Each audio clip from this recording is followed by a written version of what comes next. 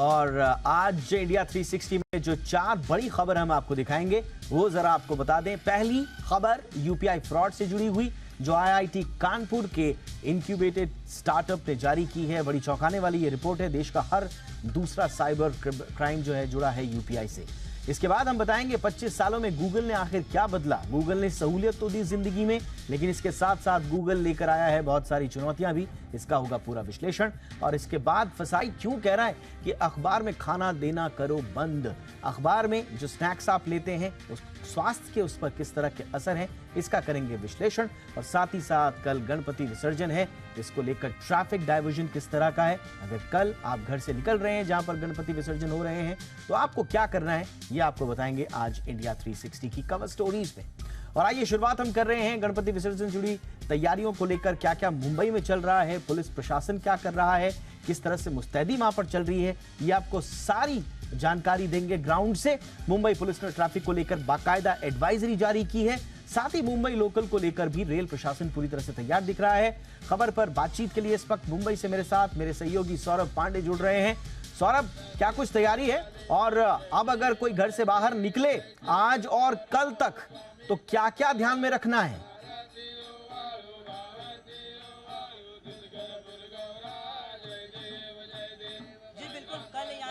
अनंत चतुर्थी के दिन जो है गणेश विसर्जन की तैयारी जो है पूरी तरह से पुलिस प्रशासन और नगर पालिका की तरफ से कर दी गई है। और उसी संदर्भ में जो है प्रशासन की तरफ से एडवाइजरी जो है वो जारी कर दी गई है। इस वक्त हम जो है एडवाइजरी की अगर बात की जाए पुलिस की तरफ से जो दी गई है उसमें सबसे बड़ी बात जो ये है उसमें बताया गया है कि मुंबई शहर में जो है जो भारी व्हीकल्स होते हैं, जो हैवी व्हीकल्स होते हैं, उनको 28 सितंबर की रात 10 बजे से सुबह अगले दिन 6 बजे तक जो है शहर में वर्जित होगा एक्सेप्ट फॉर एसेंशियल सर्विसेज। इसके अलावा अगर बात की जाए बीएमसी की ओर से गाइडलाइंस जारी कर देंगे तो बीएमसी के करीब 10,000 कर्मचारी होंगे जो इस बार जो है काम करेंगे और पूरे विसर्जन को जो है शुभ स्वरूप जो है अंजाम देने की तैयारी करेंगे। इसके साथ ही अगर बात करें कंट्रोल सेंटर की तो एक 70 कंट्रोल सेंटर जो है वो बीएमसी की तरफ से बनाया गया है, जहां पर पूरी तरह से जो है वो मॉनिटरिंग की जाएगी। और जो विसर्जन की जगहें होती हैं जहाँ जैसे कि गिरगांव चौपाटी, जुहू चौपाटी, वर्सोवा बीच, वहां पर जो है 700 से अधिक लाइफगार्ड मौजूद रहेंगे। जर्मन राफ्ट लगाए गए हैं, मोटर बोट लगाए गए हैं ताकि विसर्जन जो है आराम से किया जा सके। इसके अलावा अगर पुलिस की बात की जाए तो 3,600 से अधिक ट्रैफिक पुलिस वाले होंगे। इसके अलावा मुंबई पुलिस की तरफ से जो है 19,000 से अधिक पुलिसकर्मी जो है वो तैनात रहेंगे पूरी तरह से। उनकी जो छुट्टियां थी वो भी पूरी तरह से कैंसिल कर दी गई है। इसके अलावा जो एक्स्ट्रा फोर्सेस होती हैं उनका भी इस्तेमाल किया जा रहा है, जो अन्य सुरक्षा बल होती हैं उसका भी इस्तेमाल किया जा रहा है। ट्रैफिक की अगर बात की जाए तो मुंबई पे कई ऐसे रोड्स हैं वहां पर जो है पूरी तरह से नो पार्किंग जोन लगा दिया गया है, वन वे कर दिया गया है और ऑल्टरनेट डाइवर्जन भी जो है वो भी लागू कर दिया गया है। बात करें पुलिस की तो पुलिस जो है सारे लोकेशन पर जो है अभी तैनाती कर चुकी है और जितने भी विसर्जन वाले लोकेशन है वहां पर मुस्तैदी से जो है अभी काम कर रही है। पुलिस का कहना है कि टाइम टू टाइम जो है सर्विसेज को देखी जा रही है, पूरी तरह से जो मॉनिटरिंग की जाएगी। खासकर बात की जाए सीसीटीवी की तो 5,000 से ज्यादा सीसीटीवी कैमरे लगे हैं जिसके जरिए बिल्कुल मुस्तैदी से पुलिस तैयार है। सीसीटीवी के जरिए निगरानी भी की जाएगी। बहुत सारी सड़कें जो है यातायात के लिए बंद हैं। कुछ बताएं कल मुंबई में कौन कौन सी सड़कें हैं जिन्हें लोगों को अवॉइड करना है?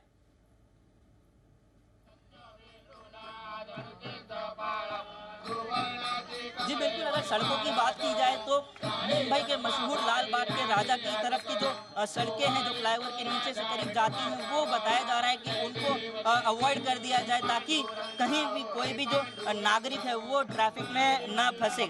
इसके अलावा जो भी बीचेस की तरफ की रोड है मेजरली उनमें जो है वन वे कर दिया गया है ताकि ट्रैफिक ना हो सके और ट्रैफिक कंजेशन ना हो सके।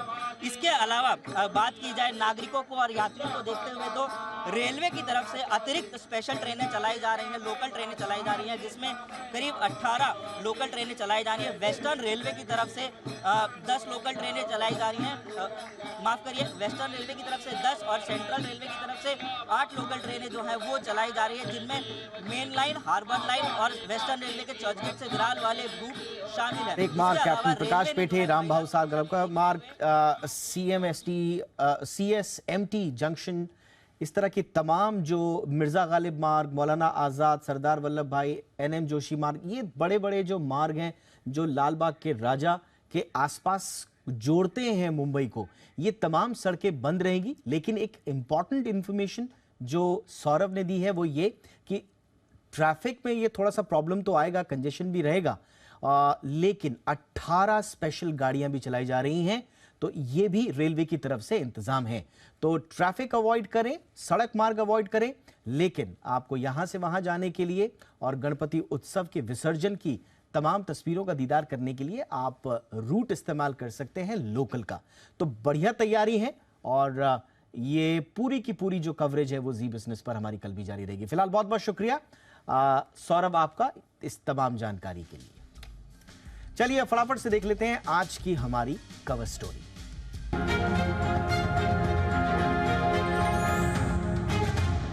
तो मॉल में जाकर शॉपिंग करनी हो या फुटपाथ पर फल सब्जियां खरीदना हो, हर भारतीय पेमेंट के लिए आजकल यूपीआई का सहारा ले रहा है। जाहिर है भारत के यूपीआई की दुनिया भर में गूंज भी सुनाई दे रही है। वर्ल्ड बैंक से लेकर आईएमएफ तक भारत की यूपीआई क्रांति की शान में कसीदे पड़ रहे हैं। लेकिन दूसरी ओर यही यूपीआई देश में होने वाले फाइनेंशियल फ्रॉड्स का भी बादशाह बना हुआ है। फ्रॉड जितने लोग करते हैं उनकी नजर अब यूपीआई पर है। आईआईटी कानपुर की एक रिपोर्ट आई है जो ये बताती है कि देश में हर दूसरा फ्रॉड यूपीआई से जुड़ा हुआ है। जरा डिटेल देखिए इसकी।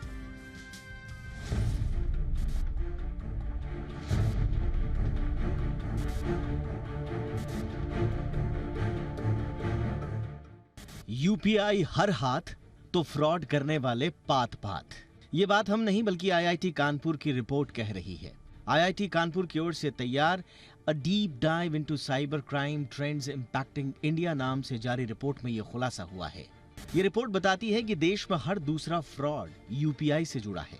रिपोर्ट में जनवरी 2020 से लेकर जून 2023 तक के आंकड़ों का अध्ययन किया गया है। अध्ययन में पता चला है कि इन 3 सालों में हुए साइबर क्राइम में से 47.25% फ्रॉड यूपीआई से जुड़े हुए हैं। इस रिपोर्ट को आईआईटी कानपुर के incubated startup future crime research foundation यानी FCRF ने तैयार किया है। कोरोना काल में ऑनलाइन फ्रॉड की जो कहानी शुरू हुई वो आज भी अपने दी एंड पर नहीं पहुंच पाई है। रिपोर्ट साफ कहती है कि कैसे हैकर्स लोगों का अकाउंट खाली करने के लिए यूपीआई में ही सेंधमारी कर ले रहे हैं और फिर तरीके भी ऐसे कि उन्हें समझ पाना आम आदमी के बस की बात नहीं। रिपोर्ट बताती है कि कैसे जालसाज रियल टाइम पेमेंट सिस्टम में मौजूद खामियों का पता लगाकर अनऑथराइज्ड ट्रांजैक्शंस कर रहे हैं। यूपीआई को 2016 में national payment corporation of India ने विकसित किया और करीब 7 साल के बहुत ही कम समय में ये हमारे रोजमर्रा के जीवन का एक अनिवार्य हिस्सा बन गया। शॉपिंग मॉल से लेकर सड़क किनारे सामान बेचने वालों तक कोई भी खरीदारी हो, यूपीआई सबसे आसान तरीका बन चुका है। इसकी लोकप्रियता का अंदाजा इस बात से लगाएं कि 2021 में यूपीआई के जरिए तकरीबन 41 लाख करोड़ का लेन देन हुआ, तो 2022 में यह बढ़कर 84 लाख करोड़ से ज्यादा हो गया। 2023 में 139 लाख करोड़ से ज्यादा ट्रांजैक्शन हुआ। एनपीसीआई के मंथली डेटा के आधार पर जनवरी 2023 में यूपीआई लेन देन का जो कुल मूल्य था वो लगभग 13 लाख करोड़ था और अगस्त 2023 में यह बढ़कर 15 लाख करोड़ के पार चला गया। जाहिर है यूपीआई इस वक्त भारत की फाइनेंशियल क्रांति का झंडा बरदार बना हुआ है, लेकिन इसमें होने वाले फ्रॉड्स भी चिंता बढ़ा रहे हैं। वित्त मंत्रालय के आंकड़ों के मुताबिक 2021 में भारत में यूपीआई धोखाधड़ी के 77,299 मामले सामने आए। साल 2022 में यह संख्या बढ़कर 84,274 हो गई और वित्त वर्ष 2023 में 95,000 से ज्यादा मामले यूपीआई से होने वाले फ्रॉड के आए।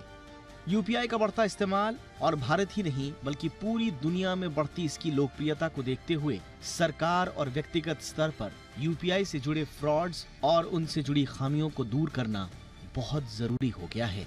Bureau report, Zee media. खास मेहमान इस वक्त हमारे साथ दीपिका सिंह, जानी मानी साइबर एक्सपर्ट हैं, हमारे साथ जुड़ चुकी हैं और डीप साइट साइबर लैब्स की सीईओ भी हैं। दीपिका, बहुत बहुत स्वागत है आपका। ये कहानी क्या है दीपिका? ये यूपीआई से ये लालच देकर फ्रॉड कर रहे हैं हमारे साथ, या यूपीआई में कुछ टेक्निकल खामी इन्होंने ढूंढ ली और वहां सेंधमारी हो रही है? जी, तो दीपक जी, जब भी कोई यूपीआई रिलेटेड फ्रॉड केस आता है, हमारा यही स्टैंस है, यूपीआई में कोई तकनीकी प्रॉब्लम नहीं है। इनफैक्ट अगर मैं उसका कॉन्ट्ररी बोलना चाहूँ UPI is ahead of its time, क्योंकि जितने सिक्योरिटी मेजर्स हमने यूपीआई टेक्नोलॉजीज में देखे हैं, जहां तक कि डिवाइस बाइंडिंग की बात हो गई कि एक ही यूजर एक ही टाइम पे अपने मोबाइल पे यूपीआई इस्तेमाल कर सकता है, क्यूआर कोड्स की बात हो गई, इसमें ये सारे सिक्योरिटी मेजर्स डाले गए थे। लूप होल यही था कि बिकॉज इतनी सारी अच्छी टेक्नोलॉजीज इसमें यूज की गई थी, अनअवेयरनेस के चलते हुए जालसाजों ने उसमें लूप होल्स देखे और वो लूप होल्स कई समय तक एक्सप्लॉइट किए गए। कुछ नॉर्मल स्कैम्स जो यूपीआई के इसमें हमने देखे गए, उस पर मैं थोड़ा प्रकाश डालना चाहूंगी। पहला था क्यूआर कोड स्कैम, कि क्यूआर कोड होता किसी और कंपनी का था या किसी और जालसाज का था, पर वो दिखाया जाता था कि वो एक लेजिट क्यूआर कोड है और वो सिंपल एक क्यूआर कोड प्रिंट करके चिपका दिया जाता था on the original QR code. दूसरा था जो कि बहुत ही पॉपुलर हुआ था, कि जब पैसे लेते समय या देते समय पिन कब एंटर करना है, उसकी एक कंफ्यूजन के टाइम पे जो लूप होल था उसको एक्सप्लॉइट किया गया था। जालसाज बोलते थे कि आप हमसे पैसे ले लीजिए और उसके लिए आपको पिन एंटर करना पड़ेगा।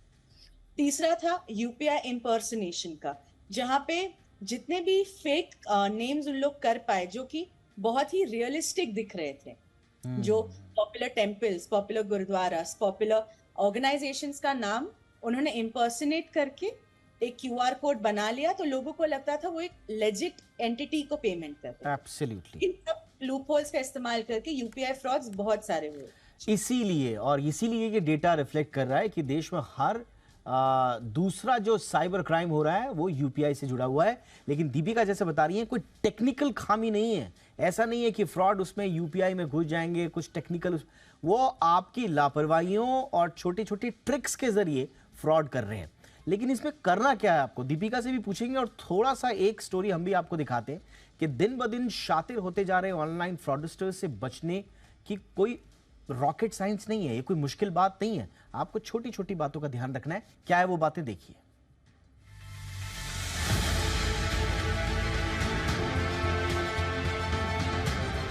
शॉपिंग करने में कितना भी वक्त लगे, लेकिन पेमेंट मुमकिन है चंद सेकंड्स में, वो भी बिल्कुल सेफ और आसानी से। इस क्रांतिकारी तकनीक का नाम है यूपीआई। लेकिन यही यूपीआई फ्रॉड करने वालों का भी फेवरेट हो चुका है। आखिर कैसे बचें इससे, ये जरूर जानेंगे, लेकिन पहले ये जानिए कि यूपीआई फ्रॉड होता कैसे है। प्रैक्सिस ग्लोबल अलायंसेस की एनाटॉमी ऑफ फ्रॉड रिपोर्ट 2023 के मुताबिक यूपीआई फ्रॉड के लिए जालसाज फिशिंग, विशिंग, मॉलवेयर और भ्रामक या नकली यूपीआई हैंडल का इस्तेमाल करते हैं। आइए इनके तरीकों को भी जरा डिटेल में समझते हैं। फिशिंग में फ्रॉड करने वाले फर्जी ईमेल्स के जरिए आपकी सेंसिटिव इंफॉर्मेशन मांगते हैं। इसमें पासवर्ड्स या पिन या सीवीवी जैसी जानकारी शामिल होती है। आपके फोन में मालवेयर भेजकर आपके फोन को इन्फेक्ट कर दिया जाता है और फिर आपका जरूरी डेटा कॉपी और एक्सट्रैक्ट कर लिया जाता है। इसी तरह से विशिंग में जालसाज बैंक एम्प्लॉय बनकर आपकी यूपीआई पिन जैसी जानकारी मांगते हैं। फेक यूपीआई हैंडल के जरिए सोशल मीडिया पर लोगों की अकाउंट डिटेल मांगने का फ्रॉड भी खूब चल रहा है। देखा जाए तो इनमें से कोई भी तरीका ऐसा नहीं है जो नया हो, जिससे थोड़ी सी जागरूकता से बचा ना जा सकता हो। आइए समझते हैं आपको करना क्या है। अपना पिन कभी भी अजनबियों को ना बताएं। अज्ञात स्रोतों से आए ईमेल या लिंक को कभी ना खोलें। बैंक डिटेल्स हो या फोन का ओएस, इन्हें हमेशा अपडेट रखें। सुरक्षित वाईफाई कनेक्शन का ही इस्तेमाल करें। अपने ट्रांजैक्शंस और बैंक अकाउंट पर हमेशा नजर रखें। याद रखें कि क्यूआर कोड के बाद पिन पैसा देने के लिए इस्तेमाल होता है, ना कि लेने के लिए। याद रखें, फ्रॉड करने वाले हमेशा आपको लालच, अचानक संकट या किसी डर के जरिए शिकार बनाने की कोशिश करेंगे। इसीलिए हमेशा सतर्क रहें, सुरक्षित रहें। Bureau report, Zee media.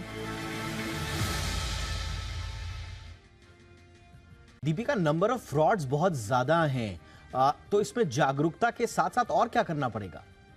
जी, तो जागरूकता केवल ही कंज्यूमर की तरफ इम्पोर्टेंट नहीं है, रेगुलेटरी अथॉरिटीज की तरफ भी, कि ये जितने भी आंकड़े आए हैं इसको अच्छे से एनालाइज करें, एक पैटर्न स्टडी किया जाए कि ये पैटर्न किस किस चीजों की तरफ हमें अंकित कर रहा है। पहला अगर देखा जाए कि क्यूआर कोड को रिप्लेस करना, तो एटलीस्ट एक जागरूकता वहां लाई जाए कि क्यूआर कोड स्कैन किया तो पैसे देने से पहले एटलीस्ट पढ़ ले कि क्यूआर कोड से वो पेमेंट किस एंटिटी को जा रही है। दूसरा, अगर हम देख सके कि जितने भी लिंक्ड अकाउंट्स है यूपीआई से, लोग आजकल यूपीआई बहुत ही तेजी से इस्तेमाल कर रहे हैं। तो ऐसा कोई अकाउंट जो सिर्फ डेली एक्सपेंसेस के लिए यूज किया जा रहा हो, जिसमें बहुत ही कम बैलेंस हो, ताकि एक मोटा लॉस वहां ना हो, ऐसे करके जागरूकता के साथ साथ regulatory practices plus predictive modules, तो कि जितने भी फ्रॉड्स हो रहे हैं उसका पैटर्न स्टडी करके हम उसका एक काउंटर पैटर्न डेवलप कर सके, और वो लॉ एनफोर्समेंट एंड रेगुलेटर्स को डेफिनेटली एक जॉइंट कोऑपरेशन में लाना पड़ेगा। एब्सोल्युटली। ये रिपोर्ट कुछ और चौंकाने वाले खुलासे कर रही है। ये बता रही है कि देश में कुछ नए जामताड़ा पैदा हो गए हैं। अब जामताड़ा, आपने फिल्म देखी होगी तो आपको लग रहा होगा कि एक जामताड़ा है, नहीं, 10 जिले हैं जो जामताड़ा जैसे साइबर फ्रॉड का हब बन चुके हैं। इस रिपोर्ट को देखिए और किस तरह से ये साइबर फ्रॉड करने वाली सिटीज और उसके सिंडिकेट उभर रहे हैं देश में। जरा ये देखिए। आईआईटी कानपुर के startup future crime research foundation का दावा है कि देश में 80% साइबर क्राइम सिर्फ 10 जिलों से हो रहे हैं। ये जिले हैं भरतपुर, जहां कुल मामलों में 18% मामले हैं, मथुरा में 12% मामले, नूह से 11%, देवघर से 10%, जामताड़ा में 9.6%, गुरुग्राम में 8.1%, अलवर में 5.1%, बोकारो में 2.4%, करमाटांड में 2.4% और गिरिडीह में 2.3% मामले सामने आ रहे हैं साइबर क्राइम के। इस तरह देखें तो मामलों में टॉप कर भरतपुर ने कुख्यात जामताड़ा का ताज छीन लिया है। मीडिया में जारी स्टडी के अंशों के मुताबिक ऑनलाइन प्लेटफॉर्म्स पर वेरिफिकेशन प्रोसेस और केवाईसी की वजह से अपराधियों को फर्जी पहचान बनाने में मदद मिलती है। इससे लॉ एनफोर्समेंट एजेंसियों को भी उन्हें ट्रेस करना मुश्किल होता जा रहा है। यही नहीं, ब्लैक मार्केट में रेंट पर मिल रहे सिम कार्ड्स और फर्जी अकाउंट्स के जरिए भी ये साइबर क्रिमिनल गुमनाम होकर ठगी को अंजाम दे रहे हैं। और इस बीच उभरते एआई की वजह से अपराधियों के लिए साइबर क्राइम करना और भी आसान हो गया है। एफसीआरएफ ने यह भी बताया कि बेरोजगार या कम कमाई वाले लोगों को साइबर अपराध सिंडिकेट बाकायदा भर्ती कर रहे हैं और उन्हें खास ट्रेनिंग भी दे रहे हैं। और इस तरह से पोटेंशियल क्रिमिनल्स का एक बहुत बड़ा समूह तैयार किया जा रहा है। Bureau report, Zee media. Deepika, 80% cyber fraud और सिर्फ 10 जिलों से, लेकिन ये पकड़ में क्यों नहीं आते? आप सिक्योरिटी एजेंसीज और पुलिस के साथ काम करती हैं, क्या चैलेंजेस आते हैं? जी, सबसे पहला जो चैलेंज है अनट्रेसेबिलिटी का। जैसे हमने रिपोर्ट में भी देखा था कि ये अपने आगे इतने मास्किंग के लेयर्स लगा देते हैं। पहला लेयर है एक ऐसा सिम कार्ड जो उनके नाम पे नहीं है। ये या तो चोर बाजार से खरीदा होता है या किसी से चुराया होता है। जैसे ही उनका क्राइम का एक उद्देश्य रीच हो जाता है, उसके बाद वो फोन और सिम कार्ड दोनों ही डिस्कार्ड कर देते हैं। दूसरा, एक्सट्रीमली वेल प्लान स्ट्रैटेजीज, और ये कुछ गढ़ों में ही हो रहा है क्योंकि यहाँ पे अनएम्प्लॉयमेंट काफी ज्यादा थी और इन लोगों को ट्रेनिंग देके इन क्राइम टूल किट्स को डेवलप किया गया था। हर एक ट्रेनिंग में उनको एक टूल किट दिया जाता था जिसमें सिम कार्ड्स, लोगों के डेटा शीट्स, लोगों पे क्या स्क्रिप्ट बोल के उनको अपने झांसे में लाना है, वो भी दिया जाता था।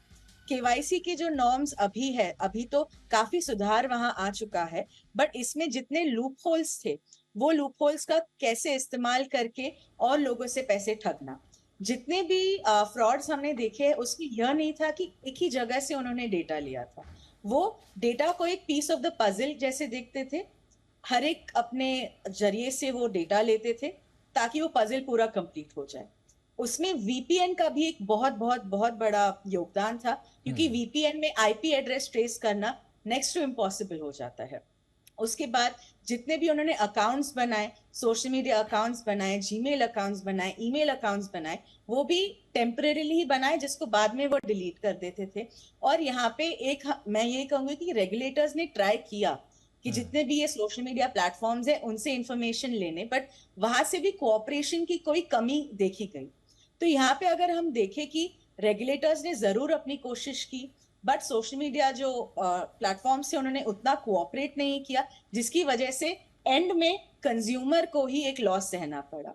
तो मैं दरखास्त करूंगी कि जितने भी कमिटीज फॉर्म हुई है जो डेटा प्रोटेक्शन, डेटा प्राइवेसी में देख रहे हैं, वो एटलीस्ट यह ध्यान रखे कि सोशल मीडिया कंपनीज हमारे यहाँ पे आके more than 60% of our population उनका यूजर बेस है, तो क्यों ना हमें वो सिक्योरिटी के पर्सपेक्टिव से भी एक कोऑपरेशन दे।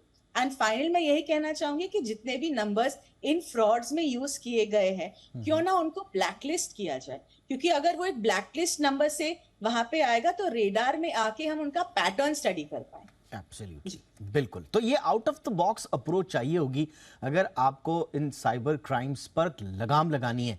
ये रिपोर्ट बड़ी वृहद स्टडी देती है कि किस तरह से और इसमें बहुत सारी चीजों का जिक्र भी है। हमने बहुत सारी चीजों पर आज जिक्र इसलिए भी नहीं किया क्योंकि समय का भी कमी है, लेकिन अगर आप देखें तो देश में हर दूसरे फ्रॉड के साथ साथ 77% साइबर फ्रॉड फाइनेंशियल कैटेगरी के हैं। ये बड़ा इंपॉर्टेंट है। इसके अलावा 12% साइबर क्राइम जो है वो सोशल मीडिया के जरिए हो रहे हैं। एक इंपॉर्टेंट बात यह है कि जो हैकिंग और सिस्टम डैमेज का बहुत बड़ा हवा बनाया जाता है कि साहब हैक हो जाएगा, उसके बड़े कम मामले हैं। ये आप थोड़ा सा ध्यान रखिएगा, बड़े कम मामले हैं। और साइबर क्राइम जो है जो क्रिप्टो गैम्बलिंग से हो रहे हैं वो 9% हैं। तो सबसे ज्यादा फाइनेंशियल फ्रॉड्स हैं कैटेगरी के 77%। ये आपकी कमाई से जुड़े हैं, हमारी कमाई से जुड़े हैं, इसलिए इस पर विशेष ध्यान देने की जरूरत। आप कैसे इसको कर्व करेंगे, ये इस रिपोर्ट को एनालाइज करेगी सरकार, उसके बाद कोई स्ट्रैटेजी बने तो फिर बात हो। बहुत बहुत शुक्रिया दीपिका जी, आपने वक्त निकाला हमारे लिए, thank you so much. Food regulator फसाई ने अखबार में खाने पर बड़ी चेतावनी दी है। फसाई का कहना है कि न्यूज़पेपर की जो स्याही होती है ना, वो स्वास्थ्य के लिए बहुत नुकसानदेह होती है। जी बिजनेस ने भी समय समय पर इस खबर को दिखाया है, इस पर हमने चर्चा भी की है। बहुत नुकसानदेह हो सकती है स्वास्थ्य के लिए ये जो अखबार की स्याही होती है, और इस पे अक्सर हम स्नैक्स ले लेते हैं, खास तौर से जो अनऑर्गेनाइज सेक्टर के जो रेस्टोरेंट हैं, जो रेडी पटरी पे आपको मिल जाते हैं, वहाँ पर जो हम फास्ट फूड खाते हैं वो अक्सर आपको इन अखबारों में मिलता है। और न्यूज़पेपर की यही स्याही लेड से भरी होती है, इसमें कई तरह के रसायन भी होते हैं जिसका इस्तेमाल किया जाता है, और ये स्वास्थ्य के लिए ठीक नहीं है। अब फसाई ये कह रहा है कि डिस्ट्रीब्यूशन के दौरान न्यूज़पेपर को अलग अलग स्थानों पर रखा जाता है, जिससे बैक्टीरिया, वायरस और दूसरे संक्रमण फैलने की आशंका भी बनी रहती है। ऐसे में खाने पीने की चीज़ों में न्यूज़पेपर का इस्तेमाल से बचने की अभी गुजारिश कर रहा है फसाई। लेकिन ये गुजारिश क्यों कर रहा है, इस पर तो ठोस नियम आने चाहिए, कानून बनना चाहिए। गुजारिश से काम चलेगा? मेरे साथ मेरे सहयोगी अमरीश पांडे भी हैं। अमरीश, ये सिर्फ गुजारिश ही की याचक की भूमिका दिखाई दे रहा है फसाई, या कुछ पीछे से कुछ सख्ती भी दिखा रहा है? देखिए दीपक, क्योंकि बहुत रेगुलर प्रैक्टिस है और लंबे समय से चली आ रही है, और कई सारे ऐसे लोग इस क्षेत्र में जुड़े हैं जो कि बिजनेस तो करते हैं, लेकिन उनका बिजनेस इतना बड़ा नहीं है, इतना बड़ा इन्वेस्टमेंट अचानक नहीं कर सकते हैं। इसलिए फिलहाल फसाई ने जो है एक एडवाइजरी जारी की है, एक पुराने नियम का हवाला भी दिया है, जहां पे साफ तौर पे कहा गया है कि अखबार पर किसी भी तरीके के फूड आइटम्स की पैकेजिंग जो है वो कानूनन अपराध है, इसको सख्ती से पालन करने की जरूरत है। देश में इसके लिए कोई जगह नहीं है, अलाउड नहीं है। ये जो एडवाइजरी है उसी नियम को एक बार दोबारा उन लोगों को रिमाइंड कराने के लिए, ताकि लोग इस बात को लेकर सचेत हो जाएं, जो प्रैक्टिस है उनकी कि अखबार में कुछ भी लपेट के देना, उसको बंद करें, और जो उसके विकल्प बाजार में उपलब्ध है उन विकल्पों की तरफ शिफ्ट हों। जो हवाई जानकारी है, जो हमारी बातचीत हुई है फूड रेगुलेटर से, उन्होंने स्पष्ट कहा है कि ये जो एडवाइजरी जारी की गई है वो अगले 15 से 20 दिनों के लिए है। जैसे ही सभी राज्यों में इसकी एडवाइजरी की कॉपीज पहुंच जाएंगी, लोग उसके लिए सचेत कर दिए जाएंगे। एक 15 दिन का सेशन, एक 15 दिन का जो है जागरूकता अभियान चलाया जाएगा, और उसके बाद इसको लेकर कड़ी कार्रवाई की जाएगी। कोशिश यही होगी कि देश में इस साल के अंत तक अखबार में जो लपेट के खाना मिलता है, जो पैकेजिंग दी जाती है, जो आपको ठेले वाला देता है, वो पूरी तरीके से बंद हो जाए। इस बात की कोशिश इस साल के अंत तक सरकार या फिर जो है फूड रेगुलेटर कर रहा है, क्योंकि इसके पीछे कई सारी वजह हैं। जो लेड है वो एक में वो आपका स्वास्थ्य खराब कर सकती है। अखबार कई जगहों से, कई हाथों से गुजर के आपके पास आता है, उसमें कई तरह के केमिकल्स, कई तरह के कीटाणु, जीवाणु हो सकते हैं जो कि आपके स्वास्थ्य के लिए हानिकारक हो सकते हैं। लिहाजा एक एडवाइजरी अभी दी गई है, लेकिन आगे इस पर पेनल्टी एक्शन लिया जाएगा। सही बात है अमरीश, और अब तो वो जमाना भी गया जब वो अखबार में कुछ खाते खाते अचानक से किसी नौकरी का इश्तेहार दिख जाता था और नौकरियां लग जाती थी लोगों की। अब तो रोजगार पाने के कई बेहतरीन उत्कृष्ट जरिए आ चुके हैं। तो ये प्रथा अब बंद होनी चाहिए। और जब हम अखबार कह रहे हैं तो इसका मतलब सिर्फ अखबार ही नहीं है, जो प्रिंटेड जो पेपर होते हैं वो सब आते हैं इसमें, जिसमें स्याही का इस्तेमाल होता है। इसलिए इन सब पर रोक लगनी चाहिए। यही हम देखते हैं कि फसा इस पर आगे क्या एक्शन लेता है। बने रहिए, एक और खबर है कंज्यूमर से जुड़ी हुई, उस पर भी अम्बरीश की हम खबर का हम पूरा विश्लेषण करेंगे। और ये खबर है फोन जो आपका सर्विस है उससे जुड़ी हुई। अगर आप अपने मोबाइल सर्विस प्रोवाइडर से खुश नहीं हैं तो आने वाले समय में आप और आसानी से मोबाइल नंबर किसी दूसरी सर्विस प्रोवाइडर में पोर्ट कर सकते हैं। अब पोर्ट करना तो पहले से ही काफ़ी आसान बनाया हुआ है, लेकिन अब इसमें नया क्या है थोड़ा ये समझने वाली बात है। ट्राई यानी कि telecom regulatory authority of India की तरफ से ड्राफ्ट नोटिफिकेशन जारी हुआ है। इसमें तमाम स्टेक होल्डर से 25 अक्टूबर तक सुझाव आपत्तियां मांगे गए हैं। लेकिन पोर्ट करना तो अम्बरीश पहले से आसान रहा है, काफ़ी सहूलियत इसमें रही है, बड़ा क्रांतिकारी एक हथियार आया था एक ग्राहक के मन में। अब इसको और आसान करने का रहस्य क्या है? देखिए, जब भी हम पोर्टेबिलिटी के लिए अप्लाई करते हैं तो जिस नंबर पे हम मैसेज भेजते हैं, कई बार वो प्रीपेड नंबर होते हैं, कई बार उनमें उतना बैलेंस नहीं होता है, कई बार ऐसा भी होता है कि उस बैलेंस को लेकर कंपनियां जानबूझ कर ये कहती है कि भाई इसके लिए आपको अलग से बैलेंस डालने की जरूरत है, जो कि 20 रुपए उससे मिनिमम टॉपअप नहीं होना चाहिए। तो ऐसे में ग्राहक के लिए एक जबरदस्ती का एक बर्डन है वो कि आपको पोर्ट भी करना है, आपको जबरदस्ती रिचार्ज भी करना है। वो जो रिचार्ज किए हुए पैसे आपके उस कंपनी के साथ ही रह जाने, आप उसका इस्तेमाल नहीं कर सकते हैं। इसके साथ कई सारी कंपनियां इस तरह का भी खेल कर रही थी कि आपने मोबाइल पोर्टेबिलिटी अप्लाई किया लेकिन आपको एसएमएस नहीं आता है।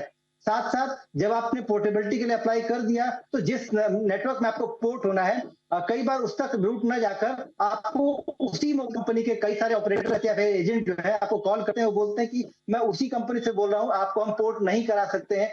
या फिर कई बार ऐसा भी होता है कि कंपनी आपकी जो मौजूदा कंपनी है वही कई तरह के ऑफर दे रही होती है। तो इसमें ये जो ड्राफ्ट गाइडलाइंस है वो साफ तौर पे ये कहती हैं कि ग्राहक ने अगर पोर्ट करने के लिए कहा है तो आपको उसके लिए आपको उसको पोर्ट करना पड़ेगा। इसके साथ साथ उसका इसके लिए कोई बैलेंस नहीं होगा, क्योंकि उसके पास जो बैलेंस है ये फ्री का एसएमएस होना चाहिए और फ्री एसएमएस सर्विस के जरिए वो अप्लाई कर सकता है। उसको फ्री के एसएमएस के जरिए सूचना भी मिलनी चाहिए कि कितने दिनों में ये पोर्टेबिलिटी हो सकती है। इसके साथ साथ जो और फॉर्मेलिटीज हैं वो केवाईसी यानी कि ऑनलाइन तरीके से हो जानी चाहिए, क्योंकि ग्राहक अपनी पोर्टेबिलिटी के लिए वैसे ही आपके परेशान है नेटवर्क से या किसी भी वजह से, और उसमें उसको और ज्यादा परेशानी देना ग्राहक के लिहाज से सही नहीं है। लिहाजा ट्राई ने ये गाइडलाइंस जारी की हैं, ड्राफ्ट गाइडलाइंस। इस पर 25 अक्टूबर तक सुझाव मांगे हैं और अगर ऐसा हो जाता है तो एक नई क्रांति हो जाएगी। जितना आसान था पहले मोबाइल नंबर के पोर्टेबिलिटी करना, चूंकि मोबाइल के साथ साथ जो डिजिटल नेटवर्क है कई तरह के इसमें एक्सपेंशन हो रहा है, तो ये सारी चीजें दायरे में आ जाएंगी, चाहे वो मोबाइल का नंबर हो, चाहे वो डेटा का हो, चाहे वो फाइबर हो, किसी भी तरह की सेवा हो, वो सब इसी दायरे में आएंगी। बिल्कुल, कंज्यूमर से जुड़ी हुई छोटी छोटी चीजों पर ध्यान दे रहा है ट्राई, और उसमें पोर्टेबिलिटी से जुड़ी जो प्रॉब्लम्स थी उनको भी मद्देनजर रखते हुए अब ये नई ड्राफ्ट गाइडलाइंस आई हैं। शुक्रिया अम्बरीश इस तमाम जानकारी के लिए। इंटरनेट की इस दुनिया में किसी भी सवाल का जवाब जानना हो तो लोग सबसे पहले गूगल सर्च इंजन पर जाते हैं और आपका जवाब चंद सेकंड्स में मिल जाता है। सिर्फ सर्च ही नहीं बल्कि किसी भी चीज के बारे में आपको कुछ भी जानना हो, गूगल उसका जवाब दे देता है। आज गूगल को 25 साल पूरे हो गए हैं और इस मौके पर हम जानेंगे गूगल ने कैसे लोगों की जिंदगी को आसान बनाया, लेकिन कुछ चुनौतियां लेकर भी आया है हमारा गूगल बाबा।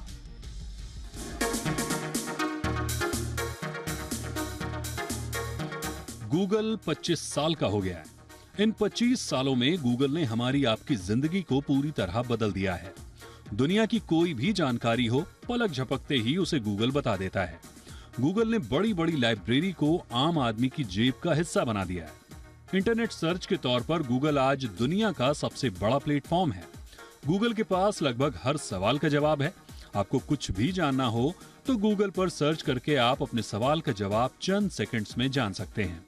गूगल ने एनसाइक्लोपीडिया को इतिहास बना दिया है। मैप यानी नक्शे के कारोबार पर ताला लगा दिया है।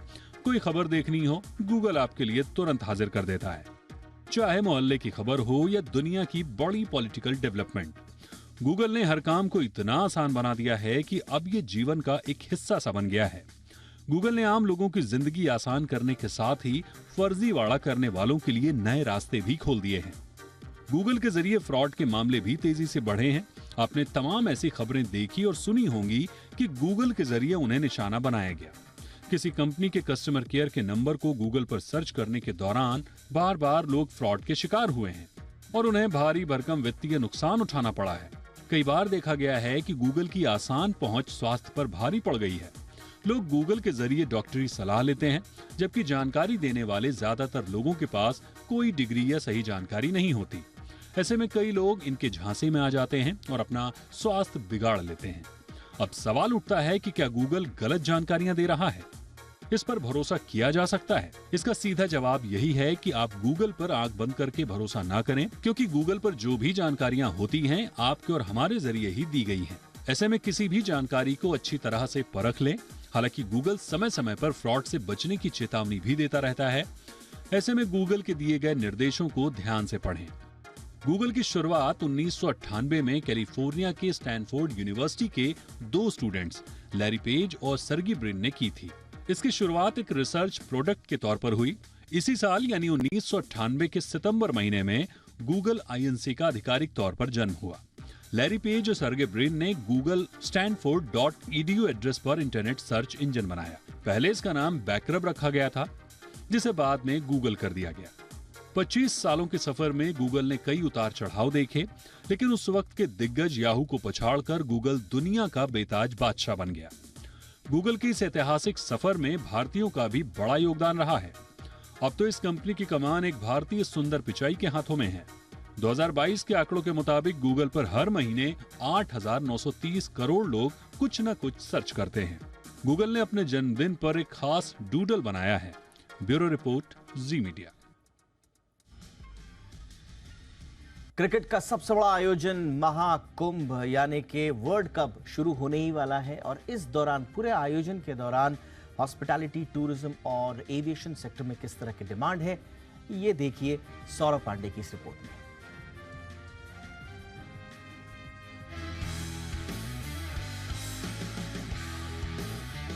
क्रिकेट का महाकुंभ बस शुरू ही होने वाला है। मेजबानी भारत के पास है, लिहाजा भारत में दीवानगी भी डबल है। क्रिकेट की ये दीवानगी होटल और एविएशन सेक्टर के लिए उत्सव साबित हो रही है। जहां मैच होने हैं उन सभी 10 शहरों के होटल और हवाई रूट्स की कीमत आसमान छू रही है। मेक माई ट्रिप के मुताबिक अहमदाबाद में होटलों की कीमत 30,000 से 2 लाख रुपए तक पहुंच गई है। होटल ताज स्काईलाइन में 13 से 15 अक्टूबर के बीच जब भारत पाकिस्तान का हाई वोल्टेज गेम खेला जाना है, उस समय होटल के कमरों की कीमत 2 लाख रुपए तक पहुंच चुकी है। प्राइस किसी भी मैच के दौरान काफ़ी बढ़ जाती है, almost 100%, 200%। Is all depend on कि किस तरह का मार्केट में डिमांड है, but always it on very very higher side. World cup के दौरान हवाई टिकटों के दाम भी आसमान छू रहे हैं। मुंबई, अहमदाबाद और दिल्ली की फ्लाइट सर्च में सबसे ज्यादा बढ़ोतरी हुई है। दूसरे रूट्स पर 10 से 20% की बढ़ोतरी देखने को मिली है। ICC वर्ल्ड कप होने वाला है, तो उसके चक्कर में 10 से 15% और एयरफेयर्स ज्यादा महंगे रहेंगे। ओवरऑल हम देखेंगे कि 20 से 25% जो है फेयर्स नॉर्मल समय से ऊपर रहने की संभावना है। बढ़ती डिमांड को पूरा करने के लिए होटल्स और टूर कंपनियों ने भी अपनी कमर कस ली है और मेजबान शहरों में डिमांड पूरी करने की तैयारी में जुट गई हैं। सौरभ पांडे, जी मीडिया, मुंबई। आज विश्व पर्यटन दिवस है और इस मौके पर हम आपको बता रहे हैं कि भारत में कैसा है सैर सपाटे को लेकर ट्रेंड, किस तरह का ट्रैवल है लोगों को पसंद, और इस पर और जानकारी देने के लिए इस वक्त हमारे साथ है नुपुर। नुपुर ये भी बताएंगी कि अगले साल कैसे बनाएं अपने सैर सपाटे का प्लान। आजकल जो लोग हैं वो खुद अपनी तरफ से प्लानिंग करना पसंद कर रहे हैं। 71% लोग जो है वो खुद अपनी बुकिंग करते हैं।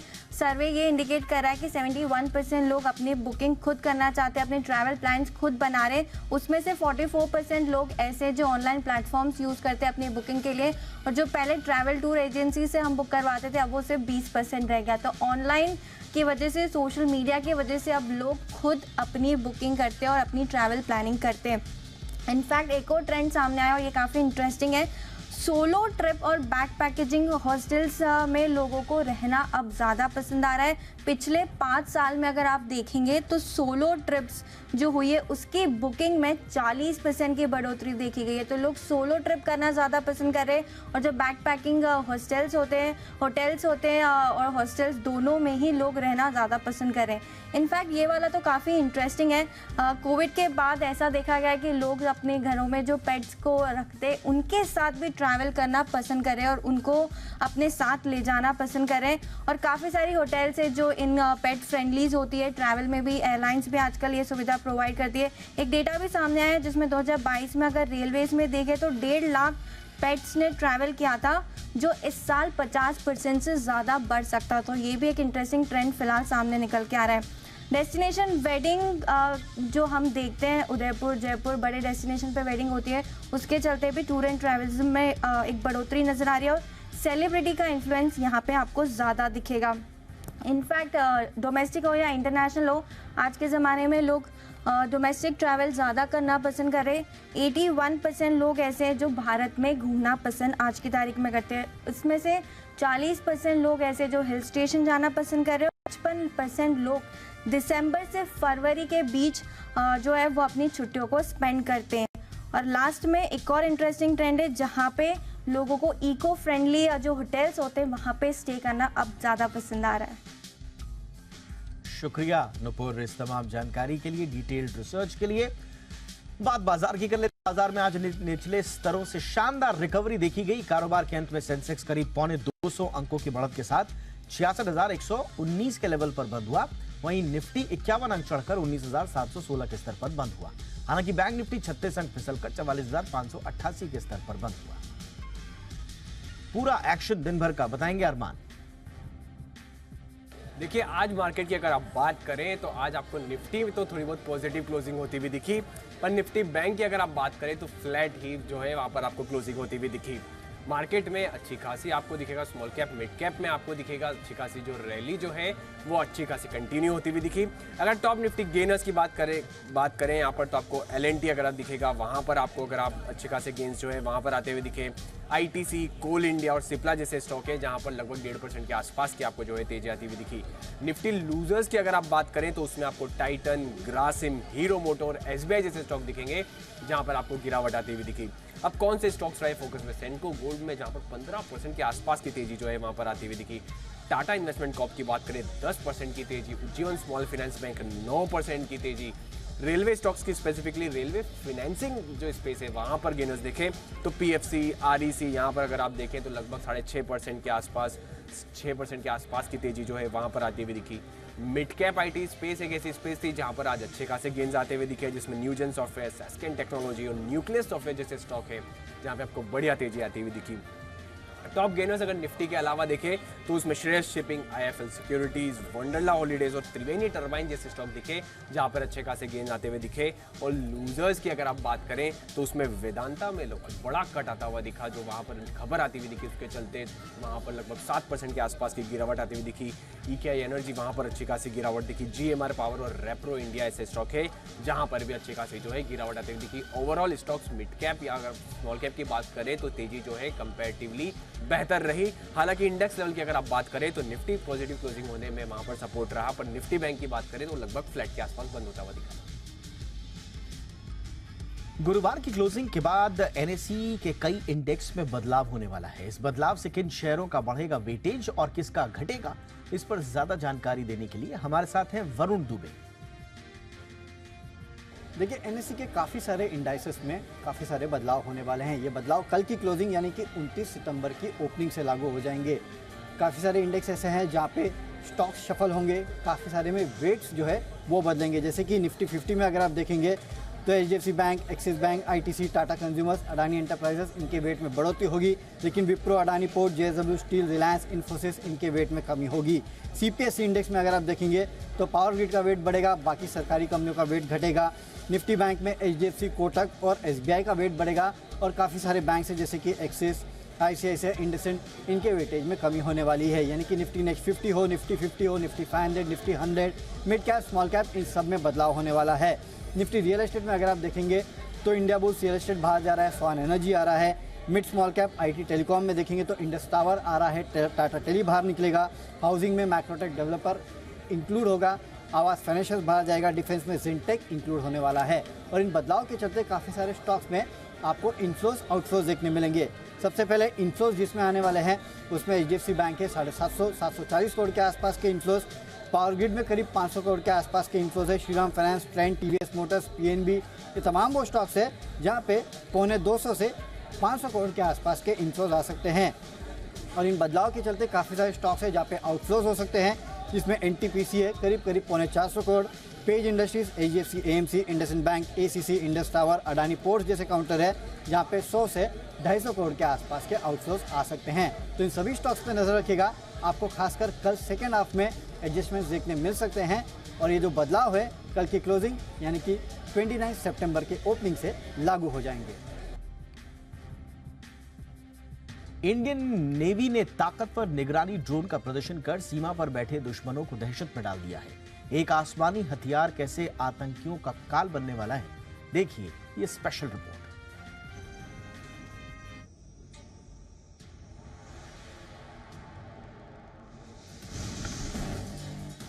इस ड्रोन से आतंकी हाफिज सईद दहशत में है। यह है भारतीय नौसेना की वो आंख जो समंदर में हजारों किलोमीटर दूर तक दुश्मनों की नापाक हरकत पर नजर रखती है। यह है समंदर का प्रहरी MQ-9B प्रेडेटर ड्रोन। भविष्य में अमेरिका से MQ-9B ड्रोन का एडवांस वर्जन खरीदने की तैयारी है, जिसमें घातक मिसाइलें लगी होंगी। तब जो ड्रोन भारत के पास होगा वो आतंकियों के इलाके में घुसकर उन्हें तबाह करने में सक्षम होगा। अमेरिका ने MQ-9 रीपर ड्रोन से ही अल-कायदा के चीफ अल जवाहिरी को अफगानिस्तान के काबुल में ढेर किया था। जवाहिरी अपने घर की बालकनी में था और MQ-9 ड्रोन से निकले मिसाइल ने उसे कुछ ही सेकंड के अंदर हमेशा हमेशा के लिए जहन्नुम पहुंचा दिया था। मिसाइलों से लैस MQ-9B प्रेडेटर ड्रोन के जरिए सीमा पार बने आतंकी लॉन्चिंग पैड पर भारत आसानी से अटैक कर सकता है। ये प्रेडेटर ड्रोन भारत की सुरक्षा के लिए बेहद जरूरी हैं। आतंक के अड्डों को तबाह करने में इन प्रेडेटर ड्रोन से ज्यादा कारगर हथियार नहीं हो सकता। एक बार हथियारों से लैस ड्रोन भारत आ गए तो आतंक के अड्डे या तो उनका नाम सुनकर बंद हो जाएंगे या फिर प्रेडेटर के सटीक निशाने का शिकार हो जाएंगे। Bureau report, Zee media. मंगलवार को संयुक्त राष्ट्र में विदेश मंत्री एस जयशंकर ने बिना कनाडा का नाम लिए आतंकवाद को बढ़ावा देने को लेकर कनाडा पर हमला बोला। यूएन के बाद अमेरिका में एक और कार्यक्रम हुआ। उस कार्यक्रम में भी विदेश मंत्री ने कनाडा को झूठ बोलने की बजाय सबूतों के साथ बात करने की नसीहत दी। उनके बयान के बाद अब कनाडा को हर सवाल का क्लियर जवाब मिल गया होगा।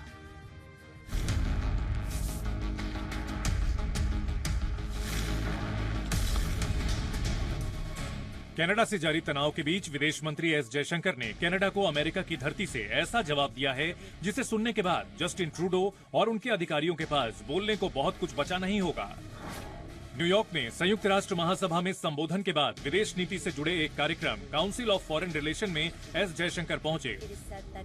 इस जवाब के बाद वहां मौजूद कुछ विदेशी पत्रकारों ने कनाडा के मुद्दे पर विदेश मंत्री को उकसाने की कोशिश की, लेकिन उन्होंने बेहद सधे हुए अंदाज में जवाब दिया। कूटनीतिक जवाब में माहिर एस जयशंकर ने काउंसिल ऑफ फॉरेन रिलेशन की मीटिंग में कनाडा की असलियत दुनिया के सामने रखी। एस जयशंकर ने बताया कि कैसे कनाडा में संगठित अपराध बढ़े हैं, उग्रवादी गतिविधियों का गढ़ बन गया है कनाडा, हिंसा और अपराध के मामले भी वहां तेजी से बढ़े हैं। इससे पहले विदेश मंत्री ने संयुक्त राष्ट्र के मंच से भी कनाडा के खालिस्तानी प्रेम पर हमला बोला था, वो भी बिना कनाडा का नाम लिए। Nor must we countenance that political convenience determines responses to terrorism, extremism and violence. विदेश मंत्री के कड़े जवाब के बावजूद जस्टिन ट्रूडो भारत विरोधी बयानबाजी रोक देंगे ऐसा मुश्किल ही लग रहा है, लेकिन भारत कनाडा को कूटनीतिक तरीके से हर जवाब देने के लिए तैयार है। Bureau report, Zee media. Bharat में कैंसर को लेकर लैंसेट की एक चौंकाने वाली रिपोर्ट सामने आई है। इसके मुताबिक महिलाओं में कैंसर से होने वाली करीब 69 लाख मौतों को स्क्रीनिंग के जरिए टाला जा सकता था, लेकिन हेल्थ के प्रति महिलाओं में जागरूकता और समाज का जो महिलाओं के प्रति नजरिया है, और खास तौर से जब वो बीमार हो जाती हैं, उसके चलते ऐसा नहीं हो पा रहा है।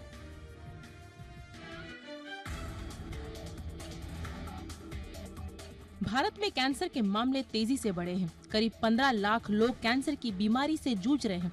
खासकर खराब लाइफस्टाइल, प्रदूषण, शराब, तंबाकू, मोटापा जैसे ऐसे कई कारण हैं जिनके चलते कैंसर के मामले बढ़े हैं। लेकिन चिंता की बात यह है कि इस बीमारी को लेकर खासकर महिलाओं में जागरूकता की बेहद कमी है। लैंडसेट की एक रिपोर्ट के मुताबिक भारत में कैंसर से महिलाओं की होने वाली करीब 69 लाख मौतें स्क्रीनिंग और बीमारी की रोकथाम के जरिए टाली जा सकती थी।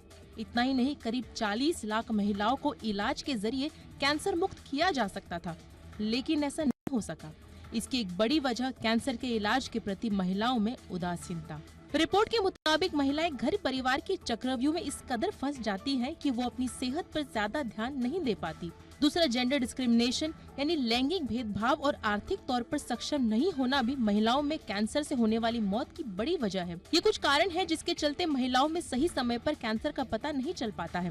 वही हेल्थ को लेकर जागरूकता की कमी के चलते महिलाएं कैंसर के शुरुआती लक्षणों को इग्नोर करती हैं। सही समय पर स्क्रीनिंग नहीं करा पाती, जो कैंसर के जोखिम को बढ़ा देता है। रिपोर्ट के मुताबिक महिलाओं में सर्वाधिक ब्रेस्ट, सर्वाइकल और ओवेरियन कैंसर के होने का खतरा होता है। इसके बाद लंग और लिवर कैंसर का नंबर आता है। खासकर इसका जोखिम तब और बढ़ जाता है जब कैंसर का संक्रमण बॉडी में फैलने लगता है।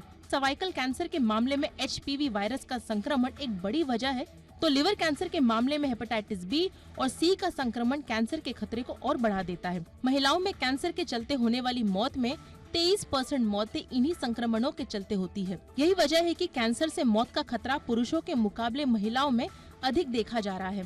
कैंसर से होने वाले डेथ रेट की बात करें तो पुरुषों में इसमें सालाना 0.19% की कमी आई है, लेकिन महिलाओं में यह आंकड़ा 1/4% बढ़ा है, जो कि चिंता की बात है। ICMR की एक स्टडी के मुताबिक भारत में हर 9 में से 1 व्यक्ति को अपने जीवन काल में कैंसर होने का खतरा है। इनमें हर 68 पुरुषों में से 1 को फेफड़े का कैंसर होगा, तो हर 29 में से 1 महिला को ब्रेस्ट कैंसर होगा। ICMR के मुताबिक कैंसर के कई मामले एडवांस स्टेज तक पहुंच जाते हैं और ये मौत की वजह बनते हैं। ऐसे में 40 साल के बाद हर महिला को कैंसर से जुड़ी जांचें नियमित तौर पर कराते रहना चाहिए। नशे से दूरी, डेली एक्सरसाइज, हेल्दी लाइफस्टाइल, अच्छी खुराक भी कैंसर के निदान में मददगार साबित हो सकता है। इन उपायों के अपनाने से कैंसर से होने वाली मौत के आंकड़े में कमी लाई जा सकती है। Bureau report, Zee media. Asian games में भारत का शानदार प्रदर्शन जारी है। देश को आज का पहला स्वर्ण भारत की बेटियों ने शूटिंग इवेंट में दिलाया। मनु भाकर, ईशा सिंह और रिदम सांगवान ने 25 मीटर पिस्टल स्पर्धा में स्वर्ण पदक अपने नाम किया। वहीं भारत की सिफत कौर ने 50 मीटर राइफल 3 पोजीशन में स्वर्ण पदक जीता। सिफत कौर ने महिलाओं की 50 मीटर राइफल व्यक्तिगत प्रतियोगिता में गोल्ड मेडल जीतकर इतिहास रच दिया। भारत की झोली में अब तक कुल 22 मेडल आ चुके हैं। इनमें से 5 है गोल्ड, 7 सिल्वर और 10 ब्रॉन्ज मेडल शामिल हैं। भारतीय महिला हॉकी टीम ने एशियन गेम्स में धमाकेदार अंदाज में आगाज किया है। सविता पुनिया की अगुवाई वाली भारतीय महिला हॉकी टीम ने अपने पहले मैच में सिंगापुर को 13-0 से हरा दिया।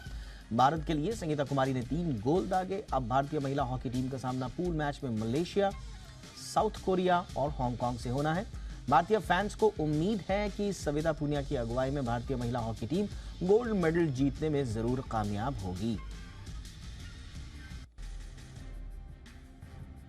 आयरलैंड के खिलाफ ब्रिस्टल में खेले गए तीसरे वनडे में इंग्लिश बल्लेबाजों ने वनडे में सबसे तेज 100 रन बनाने का टीम रिकॉर्ड बनाया है। इंग्लैंड के बल्लेबाजों ने केवल 8 ओवर्स में 10 रन का आंकड़ा पार कर लिया, लेकिन तीसरा वनडे बारिश की वजह से रद्द हो गया। इसी के साथ इंग्लैंड ने ODI सीरीज 1-0 से अपने नाम कर ली है। तीसरे वनडे में बारिश की वजह से पहली इनिंग में केवल 31 ओवर का ही खेल हो पाया। तब तक इंग्लैंड ने 4 विकेट के नुकसान पर 280 रन बना लिए थे। ICC की ओर से जारी ताजा वनडे रैंकिंग में भारतीय सलामी बल्लेबाज शुभमन गिल की रेटिंग में बड़ा सुधार देखने को मिला है। वनडे में बाबर आजम नंबर 1 बल्लेबाज हैं। बाबर आजम की रेटिंग 857 है। इसके बाद दूसरे नंबर पर आ गए हैं शुभमन गिल, जो पहले भी 2 नंबर पर थे, लेकिन उनकी रेटिंग में काफी सुधार हुआ है। उनकी रेटिंग अब 847 की हो गई है, यानी शुभमन गिल अब बाबर आजम से महज 10 रेट की दूरी पर है, जो कभी भी खत्म हो सकती है। अगले महीने 5 अक्टूबर से वनडे वर्ल्ड कप का फीवर 7वें आसमान पर होगा, जिसको देखते हुए बांग्लादेश ने आखिरकार अपनी वर्ल्ड कप टीम का ऐलान कर दिया है।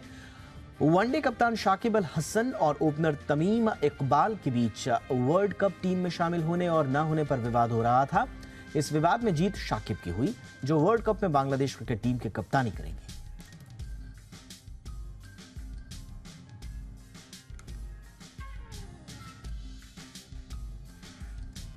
तो इंडिया 360 में आज बस इतना ही। #ZIndia360 पर अपनी राय जरूर भेजिएगा। नमस्कार।